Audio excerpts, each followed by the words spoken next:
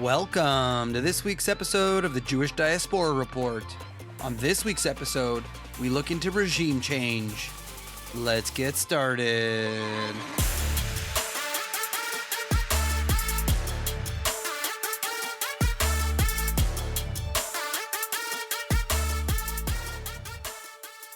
Since the beginning of this current war that's going on between Hamas and Israel, many of us have heard the international world, whether it's world leaders, pundits, commentaries, everyone is suggesting that it's about time for what they call regime change. Essentially, in less fancy words, it means that Benjamin Netanyahu needs to go. Of course, this is not an unusual thing in Israeli politics. Unfortunately, Israel, maybe more than other countries, are very vocal about how they feel about their leaders. If you know anything about Israelis, you know that they are very opinionated and have no problem sharing it.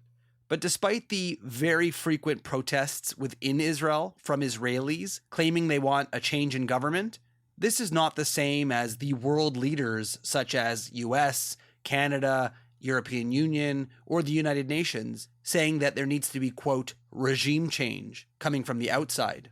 As I have said on many of my previous podcasts, I do try to stay out of Israeli internal politics because I myself am not an Israeli, and I feel that anybody who is not in Israel, living in the current situation, and fighting for that country should pretty much keep their opinions to themselves, and I'm no different. But to hear world leaders getting involved in Israeli politics, demanding quote-unquote regime change, and that Netanyahu, quote, has to go, it's a little irresponsible, and if I can be honest, completely irrational. On this episode, I want to go a little bit into Benjamin Netanyahu specifically, but also the fact that he is not alone in the history of Israel. As the anti-Israel people like to say, none of this started on October 7th. Benjamin Netanyahu is not the first person who's dealt with the issues of the Palestinian Arabs, terrorism, war. And in this episode, we're going to look a little bit into maybe what the world is missing here when they're calling for supposed regime change and why they might be a little bit biased on this situation.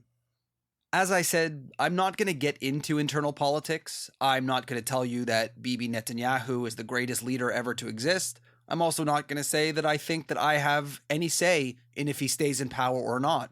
That is 100% up to people who are Israeli citizens to decide. But historically speaking, how we got to where we are today, which is my field of expertise, is talking about the history of how Benjamin Netanyahu got to where he is today. And Benjamin Netanyahu, being someone who is more on the conservative side, according to his party, was a leader many times in Israel before, and not without controversy, of course. Some people who are on the left will very much dislike his policies. People on the right seem to like his policies. That is politics. But what we can see has changed, unfortunately, in the most recent parliament of Israel, is that Benjamin Netanyahu is not on his own, able to rule completely free on his own ideas. For my listeners who are not familiar with Israeli politics, especially my American listeners, you might be surprised to hear that it's not a two-party system like you have in the United States. In Israel, they have many, many parties, multitudes of parties of all different stripes and beliefs and backgrounds. And typically what happens is not one party can actually rule with a mandate. In order to get a mandate, parties typically have to create coalitions in order to have enough people to constitute the majority of the parliament. And in this current session of parliament, due to maybe some people's dislike of Benjamin Netanyahu, he wasn't able to get the coalition that he normally works with. And he's had to reach out to, unfortunately, the even further right than himself. So some people might argue that he was never really a center conservative, but he's definitely had to court and move over to the far right in order to get the coalition. And of course, as you can imagine, if someone is to create a coalition with certain people, they have to make an agreement on what they're going to do for those people. People don't join a coalition unless they know there's something in it for them, which unfortunately has pushed Israel's government further to the right than pretty much any time before. And this is why many people are very against the current Israeli government headed by Benjamin Netanyahu, because his policies have been pulled even further to the right in order to appease his further right coalition. I don't think anybody expected to see Benjamin Netanyahu being the most left of the people in the current government, being that he is very much on the right to begin with. And don't get me wrong, many people do actually support Benjamin Netanyahu and his fellow coalition members. Obviously, they do have a majority together to control the government. So many people do support them, for better or for worse. But the way that the world is currently painting Benjamin Netanyahu specifically as the quote-unquote problem of the Middle East, the problem that caused all of the current situations in the Middle East right now, that some people have come out and been bold enough to say that, quote, regime change needs to happen, and that the Israelis need to go back to the polls in order to decide who their leadership should be again, as if they didn't just decide not too long ago. There is this very strange idea that the world has that maybe if a different kind of government comes into power, that things will be so different. Things would be peaceful. We would have a two-state solution. We'd have all of the amazing peace in the Middle East if only we got rid of Netanyahu, which couldn't be further from the truth. Again, don't get me wrong, there are issues within his coalition that cause the two-state solution or peace in the Middle East to maybe be slightly further under the current circumstances. That can be argued. But to think that simply removing him and putting in a liberal government will somehow solve all of the problems of the Middle East is absolutely ridiculous. And these people clearly have not studied any history. And it's a shame considering some of the people talking about this are very high up people in various governments around the world. Let's maybe focus on the relatively recent history. Let's not go all the way back to 1948 or all of that. Let's talk about the last 20 or 30 years, where the Israeli government has changed many times. It has gone from liberal to conservative, back to liberal, all over, everywhere on the spectrum, different coalitions. And yet, we really haven't seen much of a change in the Middle East. Of course, we've had times that are a little bit more calm, and we've had times that are a little bit more hectic and crazy and chaotic. But if you look at the history of Israel, you don't see that every single time a conservative government is in power, there's war and problems and issues. And every time there's a left-leaning government, there's peace and prosperity and everyone gets along. That's just not the case. During some of the most pivotal times of Israel, there has been liberal governments. And these liberal governments are dealing with the exact same issues that the conservative governments are dealing with. Yes, it is very, very clear when liberal governments get into power and aim for this two-state solution, let's try and get along, let's work with our Palestinian Arab neighbors in order to make a deal and come together. Sometimes forward progress does happen, but so far we've seen that little progress we find ends up not always working out long term. As an example of this, you could see that during the first intifada of the 1980s to the 1990s, that the party in power during the intifada was an alignment government between the left and the right together. And still we had the intifada, which was a very dangerous time for Israelis. This eventually led to a right-wing government, followed by a left-wing government, which eventually ended the intifada in the 1990s. The Labour Party did stay in power for a little bit of time, so the left wing was doing pretty well. Some of their policies include the Oslo Accords that finally made slight peace between the Palestinian Liberation Organization and the government of Israel, which was done under the left-wing Yitzhak Rabin. This could technically be a sign that the left-wing policies work, that making peace and negotiating and all of this stuff leads to long-lasting peace and coexistence. Except, unfortunately, since the 1990s, things really haven't gotten any better in Judea and Samaria or the West Bank, because there is still very big issues with terrorism. Israel is doing more now than they were doing 10 years ago to try and fight the terror that's growing that was supposed to be fought under the Oslo Accord by the Palestinian Authority and their security services. At the end of the 1990s, we saw the One Israel Party, made up of a left-wing coalition, come into power. And unfortunately, it is under that government that the second intifada started. So it's under a left-wing government that was attempting peace deal after peace deal following the Oslo Accords, and it was met with an intifada. So as much as the peace deals were really trying to be pushed, there was so much hope after Yitzhak Rabin was putting forward this idea of a Palestinian state in Judea and Samaria. Unfortunately, that died in the 2000s with the Second Intifada, after the Palestinian Authority turned down one of multiple peace deals. This led to suicide bombings at restaurants and on buses and in major cities across Israel. The damage that was being done was tragic. And what always seems to happen after an increase in terrorism is the people of Israel move over to a more conservative party.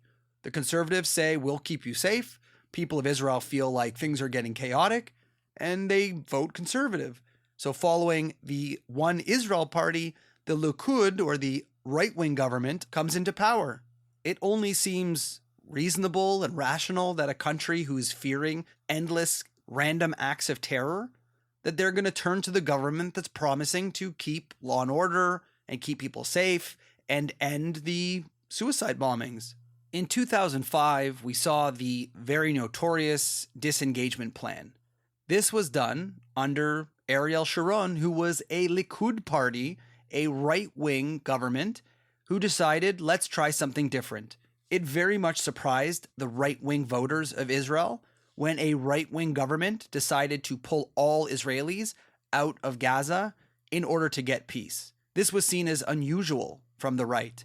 But Ariel Sharon decided that he needed to do this for the long-term success of Israel, keep soldiers out of Gaza, having to keep Jews safe from the Arab revolts that kept happening. And so he did it. And this kind of led him and many of his people, more center-right people from the Likud party, to move on to another party called Kadima, which essentially was more of a moderate party. And so he continued making this disengagement plan as a new policy, and fortunately or unfortunately moved a little bit closer to the center. And needless to say, I don't have to explain how the 2005 disengagement plan in Gaza went very much wrong long term. We can see that very clearly today. The history has very clearly shown that right-wing governments, left-wing governments, unity governments, everybody along the spectrum has essentially tried to deal with the same problem, and every one of them pretty much ends in the same place, which is no peace, more violence, bigger problems, and nowhere closer to a two or one state solution. We have seen in the late 2000s when the Kadima party tried endlessly to make new peace deals with the Palestinian Authority, offering them pretty much everything they've asked for. Following the 2005 disengagement plan, it seems like the Kadima party, the center party, was trying to use that same idea and push forward with the Oslo Accord to finally, once and for all, finish that deal, offer the Palestinian Authority a chance to make a deal, and end the problem altogether. The Prime Minister Ehud Olmert, under Kadima, offered up to 98% of the land to the Palestinian Arab people for a state, and they had figured out almost every aspect, with a few little aspects to be figured out later, and it was rejected. Most notably, one of the American negotiators as part of the team that came from the United States said that the Palestinian Authority never missed an opportunity to miss an opportunity. They turned down every peace deal. Under the earlier Camp David Accords, Saudi Arabian Prince Bandar, who was there for the negotiations and the rejection by Yasser Arafat, said that the death of any future Palestinian Arabs or Israelis is on Arafat's hands for rejecting that deal. Even Bill Clinton has said very clearly that Arafat was the reason why these deals never went through. He refused to accept them. And so, what do we do with all of this information? We see that clearly it's not the Israelis' fault that deals haven't been made. Deals have been offered by different governments, different spectrums, some on the left, some on the right, and it always leads to terrorism. Why is it that the world is focusing on Benjamin Netanyahu specifically, that he is the cause of all of the problems in the Middle East, and not one person in government or online or on television is bringing up the issue that is very clearly in front of all of their faces. And that is that there is another side to the story. There's another side to these peace deals. The one who rejected them all. That is the Palestinian Authority under Yasser Arafat and then under Mahmoud Abbas, both of which have rejected peace deals. I have not heard one commentator, one government official to say, hey, maybe we need a regime change in their area and their government. Let me remind you and them, not that they're listening to this, but they have been unelected for 20 years. And before that, Mahmoud Abbas took over essentially without an election from Yasser Arafat, who also wasn't elected really by the people. He was appointed under the earlier peace deals to create the PA. So the Palestinian Arab government is unelected and has not really been voted in since its beginning and have only had 2 leaders in the last 30 years. Israel has had numerous leaders, but for some reason we think to blame the Israeli leaders that come and go, that it's their fault, and we're not blaming the other side that has no change and is the exact same people in power. Since 1994, the Palestinian Authority, since its creation, has had 2 leaders, neither of which were really voted in. And I'll let you in on a little secret, which I'm pretty sure is common knowledge. When Mahmoud Abbas dies in the near future, he's getting older, I guarantee you the next person who takes over is not going to be elected either. And yet, where's the world condemnation calling for quote-unquote regime change? Could you imagine if Bibi Netanyahu right now was calling for quote-unquote regime change in the Palestinian Authority in order to get a partner for peace for real? Someone who will actually fight the terror that they were supposed to be fighting since they were created? In the end, the idea that Benjamin Netanyahu, or frankly any Israeli government, is the problem here, and if we only got rid of him or somehow had another, let's say, Yitzhak Rabin in power, that everything would be solved, is really very stupid thinking. Israel is a democracy. Democracies are not perfect, but the fact is that the people choose who they want to be in power, and we have seen all of these sides try various different ways of appeasement, of making deals, of giving them land for peace. All of these things have failed. And nobody is sitting here saying that the other side needs to be looked at, that the other side needs regime change, maybe even, let's say, an election. And maybe the reason why no one's calling for an election is because most people who know the Palestinian Authority or the Palestinian Arab people realize that if there was an election, that Hamas and terrorists would become the new government of the Palestinian Authority, because the entire people, unfortunately, have been radicalized, thanks to the United Nations and many other organizations, to support the terrorism of October 7th. So no one's calling for this regime change in Palestinian Authority, maybe because they realize that as bad as it is now, it's going to get worse under Hamas. So as much as the world likes to say that all we need is Benjamin Netanyahu to be out of the picture and then all of a sudden we'll magically have peace, is pretty much ignoring all of history. The problem here is absolutely not only the Israelis. It may not even be at all the Israelis. I'm sure a little bit. But the world needs to start pointing a finger where it really belongs. The people who have rejected peace, the people who are being promoted to do violence, and the people who have not been asked to change even slightly in their behavior, their rhetoric, their schooling, nothing. They are innocent victims and innocent babies that can't control anything. Only Israel needs to change. What is very clear is that when we talk about regime change, maybe we shouldn't be looking at Israel. Maybe we should be looking at the Palestinian Authority.